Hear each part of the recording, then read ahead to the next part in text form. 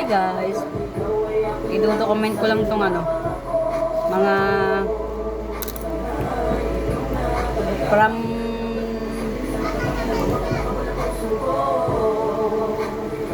Palawan.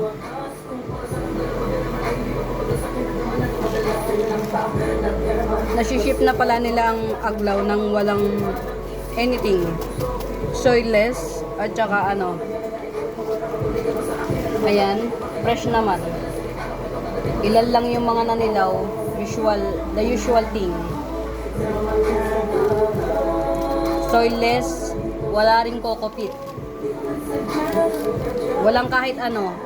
Pwede pala yun. Si Yellow Big Roy yun. Tapos ito, si Sexy Red. Ito daw yung Sexy Red. Ito, hindi ko alam kung sa bawat region, iba-iba yung ano, yan ang aglaw. Iba-iba yung pangalan.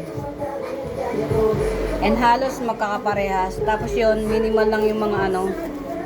Wala rin, soyless. Wala rin kahit ano. Ito, kung saan hindi ko alam kung paano siya buhayin. Meron siyang ano, basa yung putik. Mga kaladyum. Pagkakaladyum, may basa, may putik. Pero ang aglaw, guys, pwede pala. Pwedeng soyless. Soyless. Si Red Unyamani. Soyless ang mga aglaw. Ito, for some reason, may ano, meron siyang lupa. I think, ano, nasa danger zone siya. Aglaw to. Nilagyan niya ng lupa. I think nasa danger zone. Ibig sabihin, hindi ganun ka-stable. So, malalaman natin. Ang mahal pa man din ng bili ko, si Manila Sprite to. Kasi naman, ang ganda ng jeans niya. Yung jeans niya. Ano to ba? Ha? Okay. Ito, not sure sa ID. Hindi niya rin alam kung anong ID. So, good luck sa atin. Hindi na rin to mabebenta ng may price kasi hindi niya rin alam yung ID. Siya itself hindi niya alam yung ID. So, gano'n naman talaga. Kahit nga ako nalilin sa ID eh. O, eto. Ayun. Siguro paprito kasi tatlo 100 eh. Eto, tong lemon lime na ano. Eto, bumili ko ulit ni Paragon. Kasi for some reason, wala ako nito. Naubos ko yung ganito ko nang hindi ko nabawi yung puhunan. So ito, good luck sa akin. Sana mabuhay ko. O may mapatribe ako. Meron naman. Kaya lang itong mga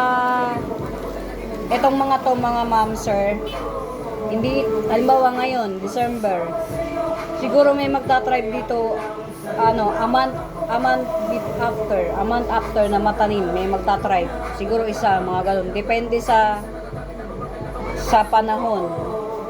A month after, ganun. Meron na tayong pwede, pero hindi pa rin. Kailangan may makita natin yung ano.